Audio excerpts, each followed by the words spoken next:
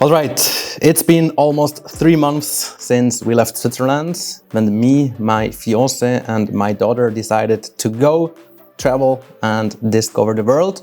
We don't know yet how long we will do this. We don't know yet where we're going to be in 2 months from now. But what we know for sure that it's been a fantastic experience so far. I want to give you a little update on my life, on our travels, and then also tell you what the difference is between the first place where we stood in Koh Samui in comparison to Bali, where we're at currently. And then I want to go into specific topics, business, gym, and family. Let's start with a travel update. So when we traveled from Koh Samui, Thailand to Bali in Indonesia, this travel day, it was not optimal. Unfortunately, we had 2 layovers. So if you look it up on the map, Koh Samui and Bali, they're not so far from each other. However, we literally had to go, I think, back to Bangkok, and from Bangkok to Singapore, and then from Singapore to Bali. I cannot even recall why we did this, whether it was because of the price or because there was no other flight available. But we lost an entire day there. And as you can imagine, traveling with a 4-year-old is not that much fun.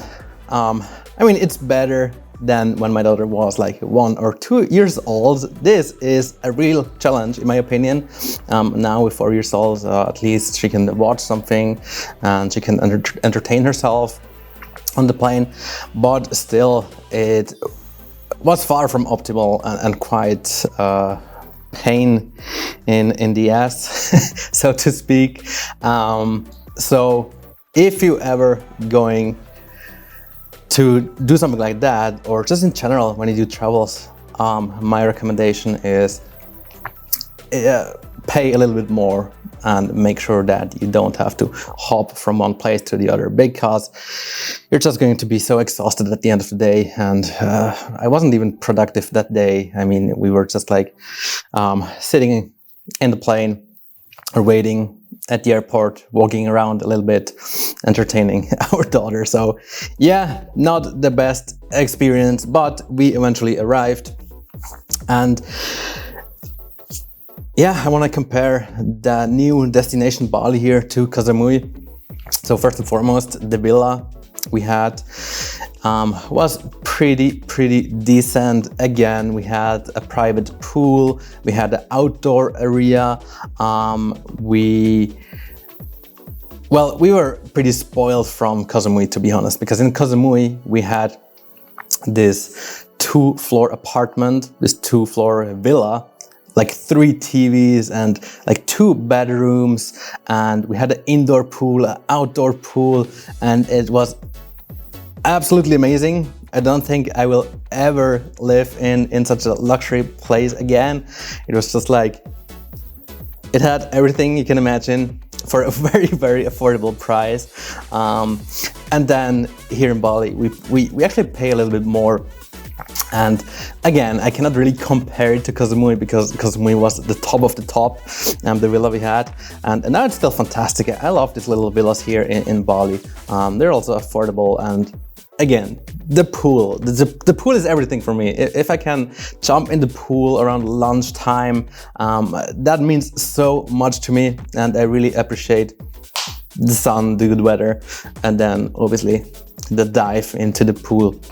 The food is awesome. Food is absolutely delicious here. The traditional nasi goreng and mee goreng and all that. I love that. We also went to some, I think it's called a warung. I think it means a restaurant or something, just local restaurants where they make these traditional foods basically at their home. So it's not a commercial restaurant where all the tourists go, but literally, housewife makes food in their kitchen for their families, and they also sell it to other people. And this has been an amazing experience. I mean, for us Europeans, it's bizarre almost, because you see the kitchen where they prepare the food, and in the same room is like a bed where they probably sleep.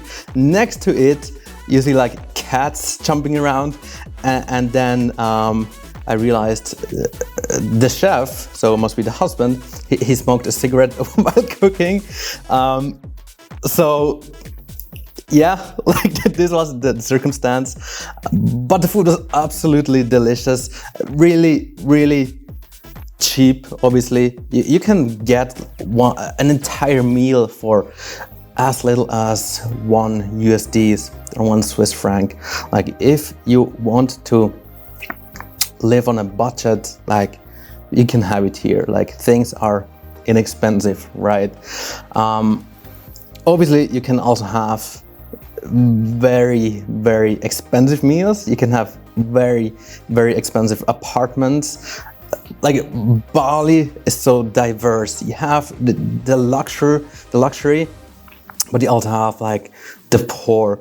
What is very fascinating to me, in every other place on this planet, whenever that happens, when you have people with a lot of money, when you have people with almost nothing, criminality is usually very high, right? And here it doesn't seem to be like that. Also, even the poorest people, again, the ones that sleep, they don't even have not only not the villa, but sometimes not even a closed apartment. Sometimes you can see into their homes, and they have a mattress, not even a bed, just a mattress on the ground. And those are the friendliest people. The friendliest people. And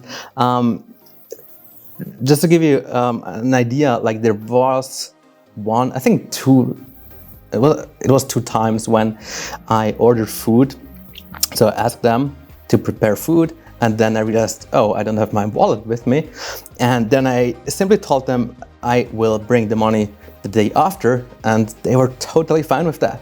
And every time when I bring my daughter, they want to play with her, they take photographs of her, and she even got some free food, even in the supermarkets sometimes, well, not supermarkets, so like local mini markets. That's how I should call them.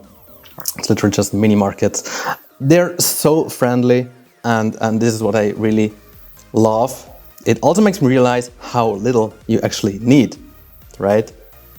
They are so happy, they're friendly, every day in a good mood, even the cleaner. So in our villa, we have a cleaner who comes literally into our villa and cleans the pool and cleans like our bedrooms and whatnot every single day.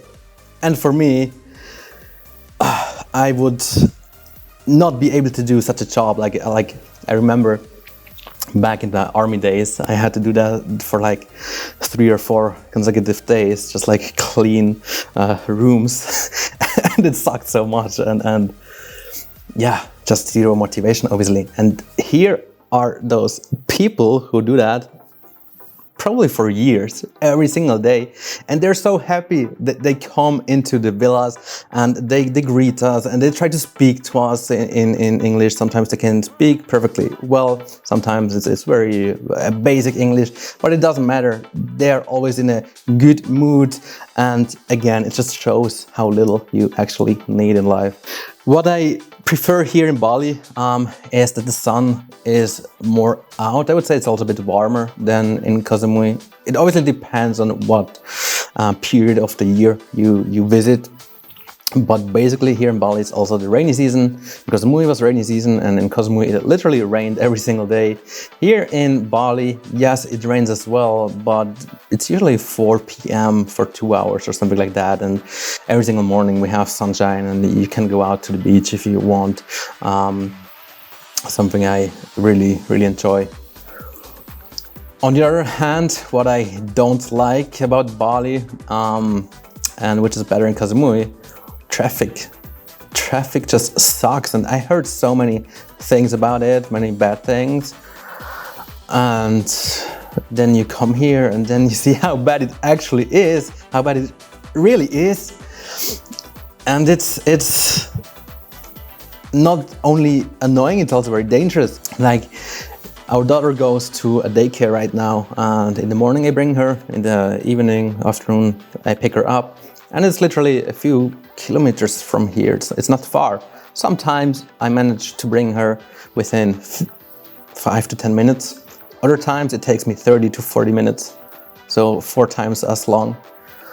And maybe I can include a photo or a video here, like people drive like assholes. Like, it's unbelievable. They have those narrow streets, and because they're so narrow and people don't have patience, the scooters just go all over the place.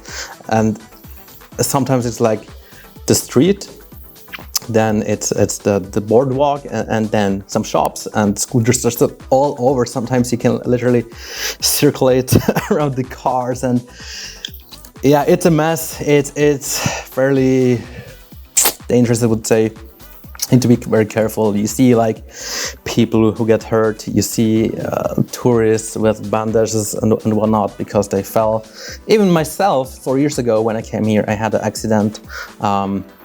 Nothing serious happened, luckily, but I remember I had a crash and my scooter was on the ground, I was on the ground. And I mean, those things can end very, very bad, so you need to be very careful, especially when you're on a scooter with your entire family, right?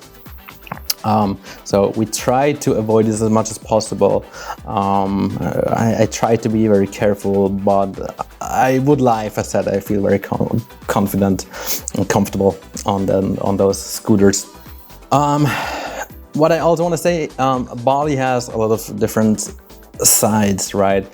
We stay here for 2 months in total. The first month we stood in a very peaceful neighborhood, less scooters, less traffic, not a lot of tourists, not a lot of touristic restaurants, I would say, a bit more affordable also. And then the second month, we were in a very, very touristy place, a lot of traffic, very, very bad traffic, it sucks. More shops, more restaurants, more European food, and you can see a difference in prices, you can see a difference in like how crowded it is, obviously. Yeah, here is more the place where people want to make money. Here you also get approached all the time on the streets. They want to ask you for a ride. They come with your scooter and ask you, hey, I want to hop on. And sometimes this is annoying. I mean, yeah, they're friendly, but here in this touristic place, it's annoying. I cannot even walk to the beach without like 3 or 4 cars or scooters stopping by and ask me whether I want to ride. It's also very funny, by the way. Seems like walking isn't something people do here, because sometimes there is no path to walk. You have to walk on the road. And then also, if I walk, again, I get approached so many times by taxi drivers, by scooter drivers who think I'm lost and I need a ride. What I love, of course, as a summer person, as a summer and sun lover, it's the beach. And yeah, they can get crowded here in Bali, but they're so long beaches. So you have like this huge space. There's more than enough space for all the tourists, although it's many. And I really love that. You can walk, you can run, you see people doing sports, you can go and watch the sunset. It's, I wouldn't say perfectly clear blue water, but it's still, in my opinion, better than Thailand. In Koh Samui, the beaches were in most places pretty dirty, and you could not even see through the water because of all the dirt. So this is where we're at now in Bali. I like it. I like the food.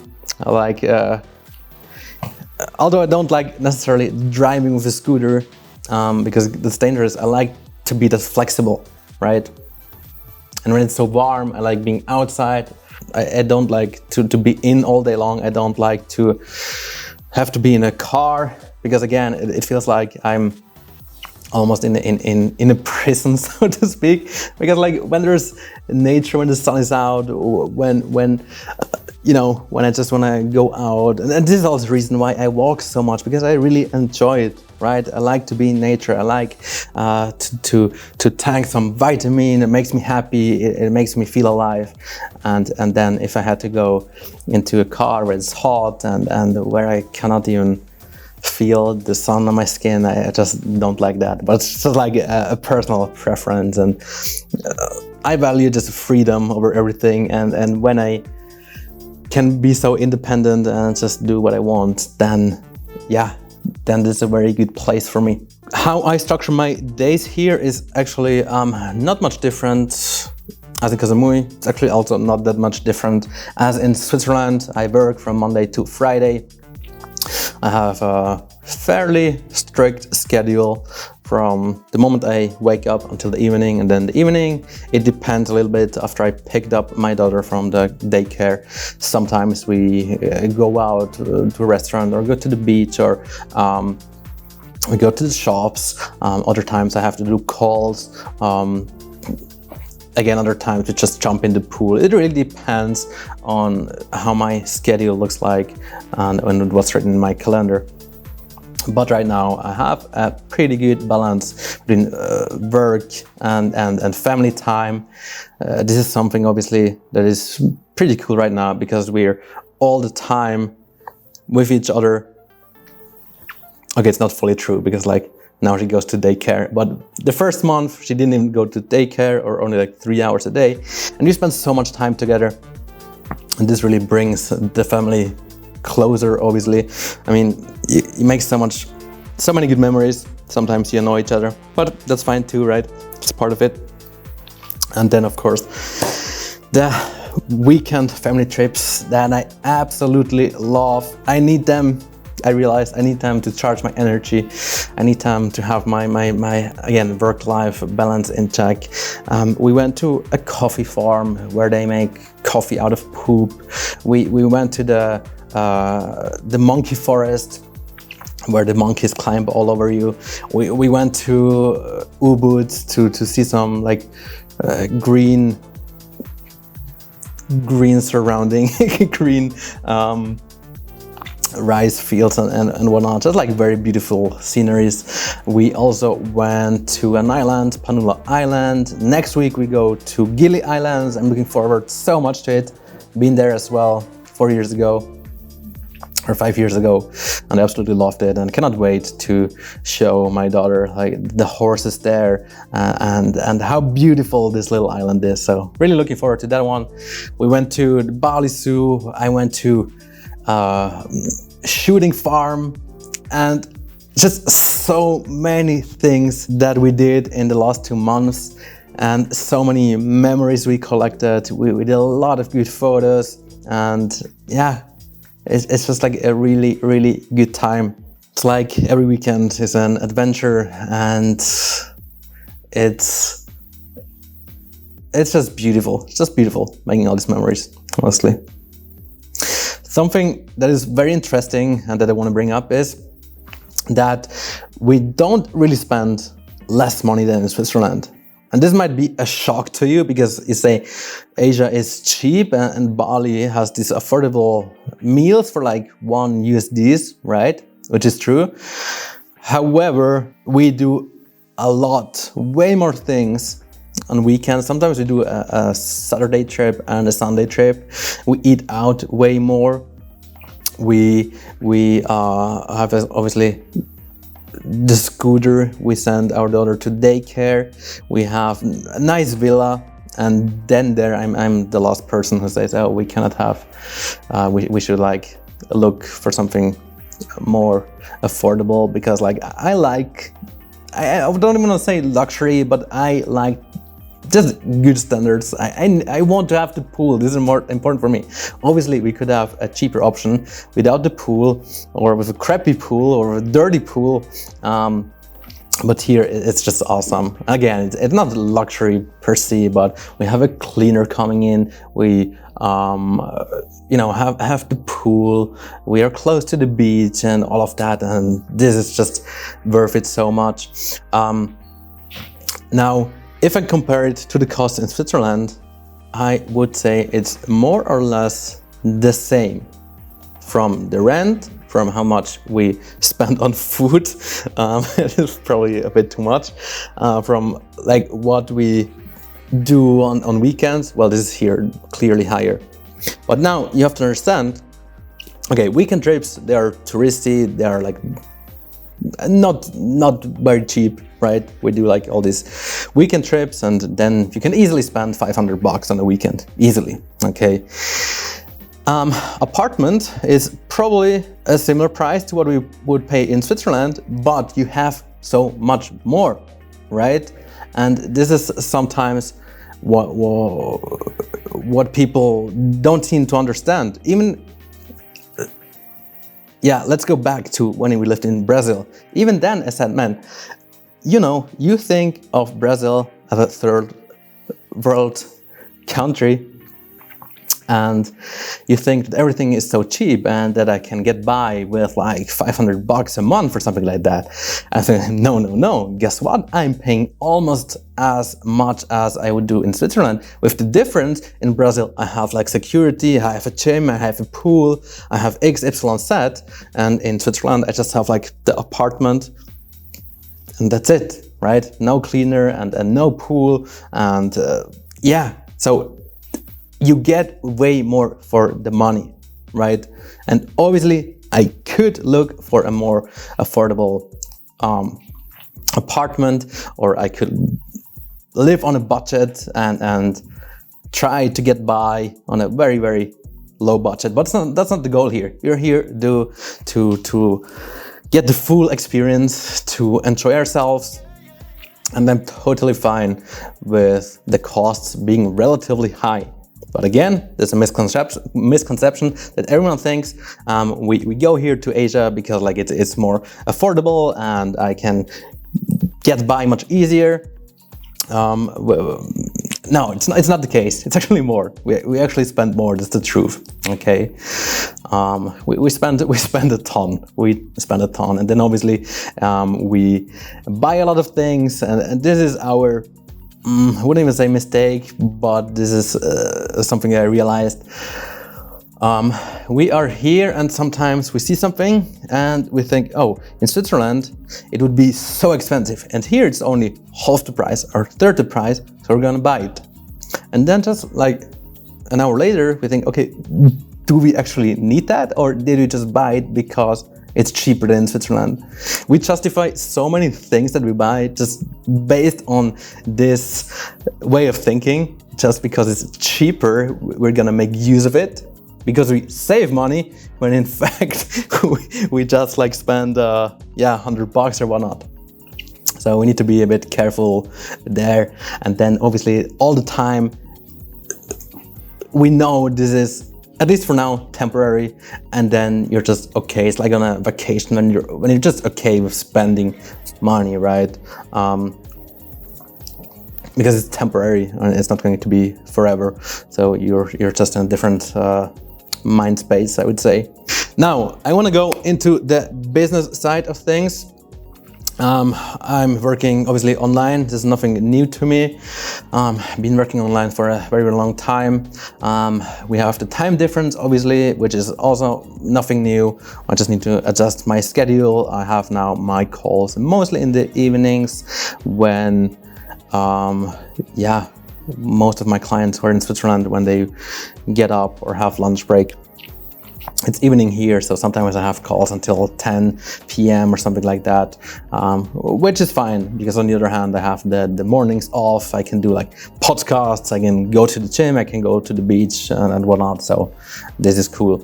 What I find is here in Bali, you can do so many things, and obviously you have so many distractions. So it even requires more discipline to stay on track. And luckily, I don't have much of a problem with that. But I met one or another a person here who does the same, who are like digital nomads, and I can tell all they speak about is just like the adventures and the things they do, and they kind of almost forget their businesses, which is fine. It really depends on why you're here, right? What is the reason? For us, for me, it's travel and work. So yes, I want to enjoy myself, but I'm very committed to work on my business, because I might be fine not scaling my business where it could be in as long as I'm here. I'm fine with working a little bit less, but I'm still making sure that I do whatever I can, that I put in the work, that every client gets the attention they need, and that I'm there for them, and that I do a good job, because this wouldn't be fair, and I just couldn't sleep, and it's not what I want at all. If I just came here and enjoy myself and don't do anything at all, I would get bored. I would get bored so easily. I need a challenge. I need like this entire business, and then my idea of where I want to go, my vision is just like so huge. It motivates me to get up in the morning. So I don't even see a reason why someone would do that. But to each its own, right? So I just mentioned distractions, and because there's so many things to do, this could take off the focus of your business. But there's also a positive side to that, because for the first time in years, I managed to take 2 days off per week, which is something that I really, really struggled with. So I'm actually very proud of that. And I think it's because there are cool things to do. I'm in the right place. I like that the sun is out, and when this is given, then I'm the last person who just wants to be in the office in the dark and put in the hours. Then yeah, I also need to go out. I need to see the sun again, soak up sunshine, and I just need that to feel happy. I think I need the sun to feel happy. And I've been saying that for 20 years. And whenever I bring this up, people are like, oh, what do you mean? Do you want to leave Switzerland just because of the sun? Are you serious? Is this the only reason? Yeah, kind of, yeah. It's true. Because if I think back of the last winter, no, I don't like the cold. I don't like how dark it is. I felt less motivated. I felt less drive. People are, I wouldn't say depressed, but the mood is so different when you go to Switzerland in summer or in winter. It's so different. And me being a sun lover, a summer person, for right now, it just doesn't make sense to spend winter there when I have this, when I feel better, and when I feel better, I'm a better father, and when I feel better, I'm a better business owner, and when I feel better, I'm a better partner, and I'm a better coach and all of that. So it's, yeah, certainly the right decision. Now, because we're always doing those cool things, it also makes my brain flowing. Right? I have like a lot of good ideas when we're out there in nature or doing things. I even came up with a new project, something I have in mind for 2023. I mentioned it already on the newsletter. If you haven't subscribed yet, then go to thehighperformancebody.com/newsletter. I send weekly emails with travel updates, with life insights, and with some cool stuff all about high performance, fitness, health. Sometimes I bring up fatherhood, and sometimes it's just like, yeah, whatever I feel like writing, to be honest. So do that. But coming back to the project, it's something I have in mind, a supplement line for high performers, right? It's not only just another supplement line where I want to sell a whey protein or creatine or whatnot, but it should be for those who want more. Now, what do I mean by that? And I don't want to go into details here because like I'm just in a very beginning, in a brainstorming phase, and I will certainly do another episode on that somewhere later. But for me, it's like I wrote the book, The High Performance Body, and it's all about how how to build a body, how to feel good about yourself, how to look good, and how to build this foundation.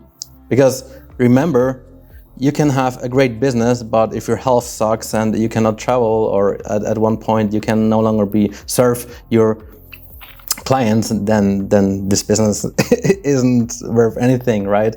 Or let's say you have a great family, you have like a great partner and 3 kids, and again you're just like burned out, or you get ill or whatnot because you ate a poor diet, or because you've been smoking for too long or whatnot, then again your family life will suffer and you will regret what you did. So this is my personal belief. In order to achieve great things in life and to do cool shit, you need to have a foundation, and the foundation is just like your health and your fitness. And once you have this foundation, you can build all these other tiers upon that. You can build, like, your business and a family, and you can go and travel and but you need to have this foundation, because like you don't want to build anything on a poor, weak foundation, right? So I wrote this book, The High Performance Body, where I teach the basics like recovery, sleep, diet, training, like daily habits I do. And I'm thinking, okay, what can I do more, right? What can I do more to have more energy, to sleep even better, to perform better, to have more focus, to have more energy in the gym? And this is where I see my brand coming in, right? Things that you can take specifically for specific purposes. For example, if I do this podcast here, right before the podcast, I took caffeine with L-theanine. Caffeine gives energy, L-theanine gives the focus, and this combined is just like awesome, right?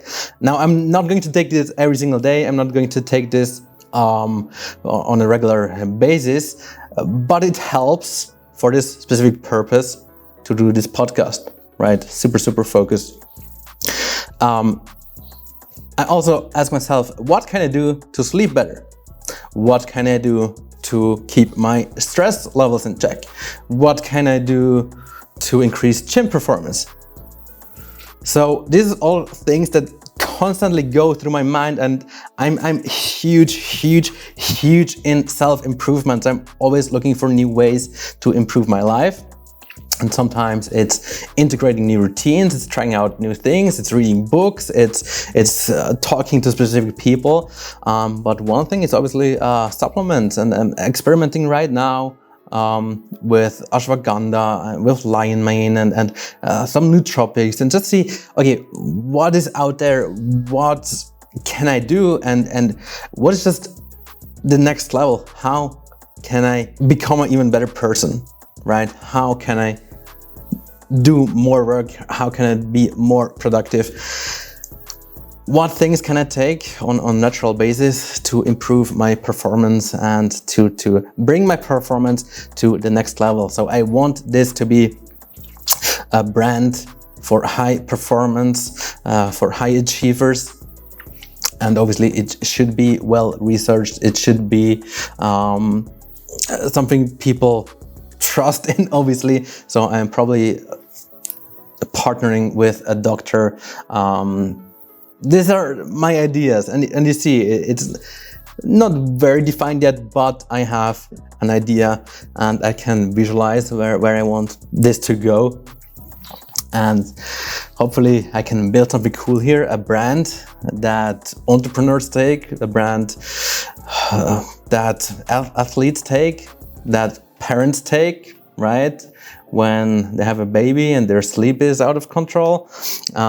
Someone who does a podcast, who wants to feel this clarity. Someone who wants to write a long article. Someone who has to focus for like 2 hours straight. And this is what I'm experimenting with, and this is where I want to go, right? A supplement brand for high achievers. And I'm excited because every time I have an idea, obviously I leave it in my mind, I think about it, and then once I write it out, and this is what I already did, so it's on my vision board, on my vision board for 2023.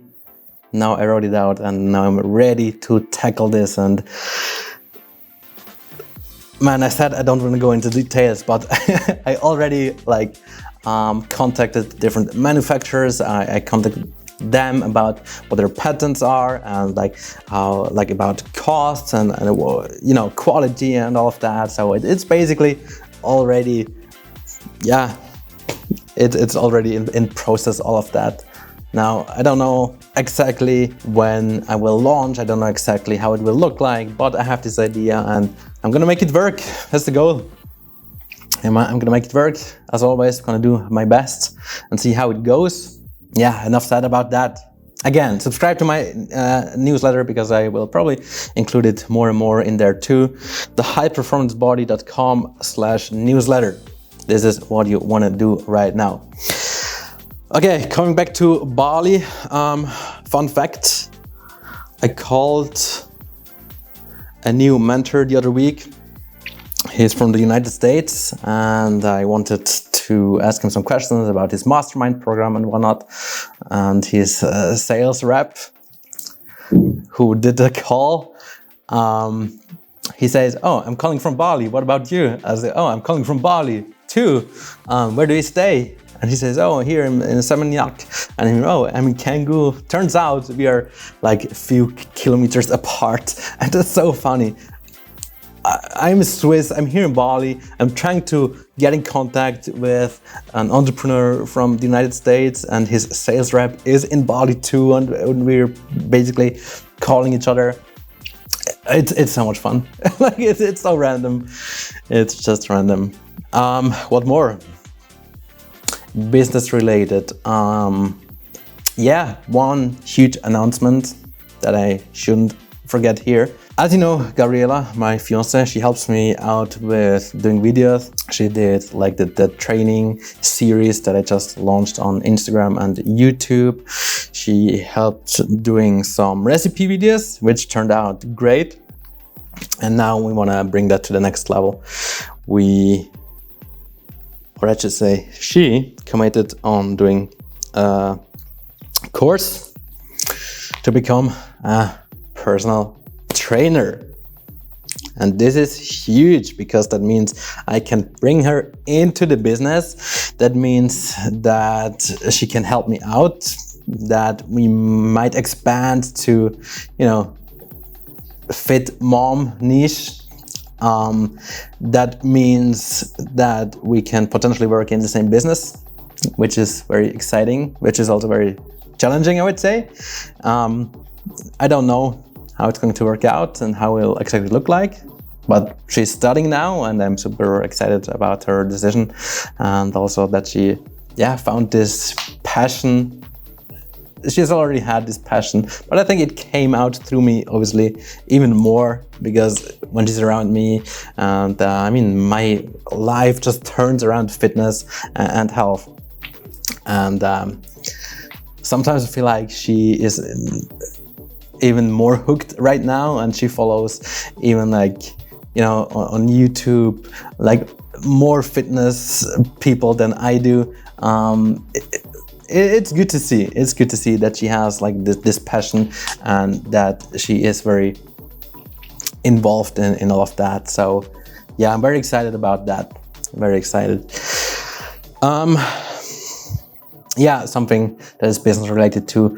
When we were in the first Airbnb, I didn't have a table, I didn't have an office, and I just basically worked in my Airbnb bedroom, and this sucked quite a bit because I don't like working in the same place where I sleep.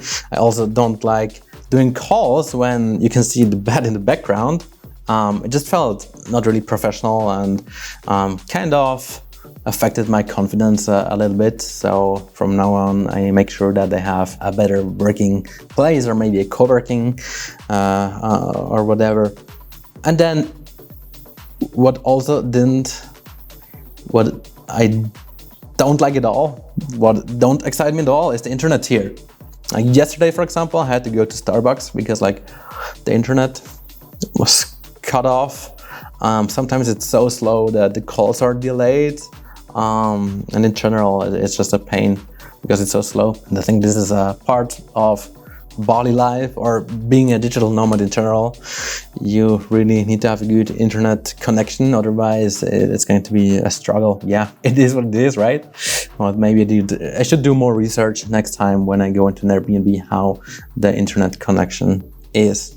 Like, luckily they have internet connection. It's not like that we're out somewhere and I'm totally lost and cannot work on my business, but it's not nice if you do calls and sometimes like after 15 minutes, even for a few seconds only, it's just like not professional in my opinion. Although it can happen everywhere. In Brazil, in Switzerland, in Bali, in Koh Samui, it happens everywhere, but yeah, you need to have a reliable internet connection for sure. Okay, I want to go on with an update on my gym life, just quickly, because I don't remember the last time I did such a long podcast. So about my fitness and health, I work out right now 6 times a week. Stress levels are obviously much lower. My recovery is better.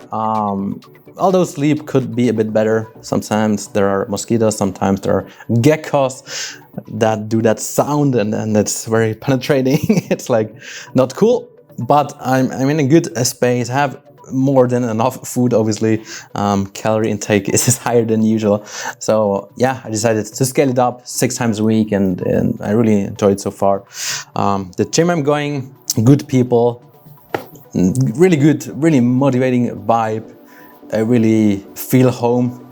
I really feel home when I'm surrounded with like-minded people, when I see other people doing the work. People are passionate. This is what lights the fire in me even more. So I really love that. And then in this regards, I had a very eye-opening experience. Like, the first gym membership I did was an awesome gym. Had aircon, had good equipment, was clean. And I went there to work out and just totally sucked for 2 reasons. Number one, it was very dark, right? It was too dark. Number 2, there was someone from the staff following me all the time and everywhere I went. So I go and do biceps curls, she would follow me and just watch me working out. I think she made sure that I put the weights back and whatnot. Then I go to the leg press and she would come too and she would just watch me, and I felt so observed, and this is not cool, like not cool at all. Yeah, unfortunately at this point I already did the membership, but I didn't go that often there because the vibe, no, I just wanted to leave. Like after 40 minutes, I said, okay, I need to go out here. No stretching. I just wanted to go out. And then on the other hand, in the other gym where I see people who put in the work, motivated people, there's obviously some fitness influencers too, and just like-minded people. There I do my warm-up. I really like even spending time there. I doing all my stretching, the entire routine, and this makes me think of people who say they don't like the gym. Could it be that they just had a really bad experience in a similar gym where it's just like very dark, or where they didn't like the staff, or where there are people who they could not resonate with were in there? And maybe it's if those people who don't like the gym would go to another gym where there are more like-minded people, where they find different equipment, different stuff, maybe they would enjoy it too. So if you're in a position right now where you don't like the gym, think about that for a second. Maybe you just had a very bad experience, and maybe it's worth going to another gym where your friends are, or where just foreigners are. It really depends on what you want and what you enjoy. Now, I want to move on and talk about family. So this is the last thing. Again, I'm keeping it short. Lara, my daughter, is in kindergarten. I'm working, obviously. Gabriela is studying. Okay, this is how we spend our days right now. I go to the gym 6 times a week, most of the time together with Gabriela. On the weekends, I bring Lara too, and it's always fun to bring her. And yeah, she climbs all the machines and she runs around in the gym. I could never do that in Switzerland, but that's something I enjoy every now and then. We do a lot of things together as a family. Again, I think even me and Gabriela, we never spent so much time together. Previously, she would work somewhere else physically, so for a different business. And so, yeah, she would work, she would go to the gym. I would work, I would go to the gym. Maybe in the evening, we would have some time together, but it was maybe having dinner, bringing our daughter to bed, and that's pretty much it. And now we're spending all day together. And again, it comes with good things. It makes us communicate more. It makes us confront each other more when something's not right. And then there's also sometimes fights. That's very normal. Or when I just need to have some me time, or she needs some me time. That's just very normal. Although I think it's very, very good that we spend so much time with each other. It's equally as important that we also have some separate time. Okay. A bad realization, I think I mentioned that before, is that we buy more stuff we don't necessarily need, just because, again, we justify it because it's cheaper than in Switzerland, and this is a bit tricky. Even with the currency exchange, it's very, very tricky. You see a price and think, oh, this is not that expensive, so let's buy it, it's fine. And then you realize you will never buy something like that in Switzerland, or you don't even need it. And this is, something I realized. And obviously, even if it's not hundreds and thousands of dollars, even if you spend every day $5 on something you don't need. For Lara, for example, every time we pass the shops, she points at something and then she can choose something, and which is cool and makes her happy. On the other hand, we cannot bring everything with us anyway because of the limited luggage, and then it accumulates. $5 like every day. Do that for 3 months already. That accumulates, especially when you cannot really use it or when there's not real value behind it. So just wanted to add this funny fact. But yeah, I want to wrap this up. Again, it's really a dream coming true for me. I can work wherever I want. I can live abroad, which has been a goal of mine since forever. I can make a living off the thing I love most, which is also a goal since I was 16 or so. I can live close to the beach.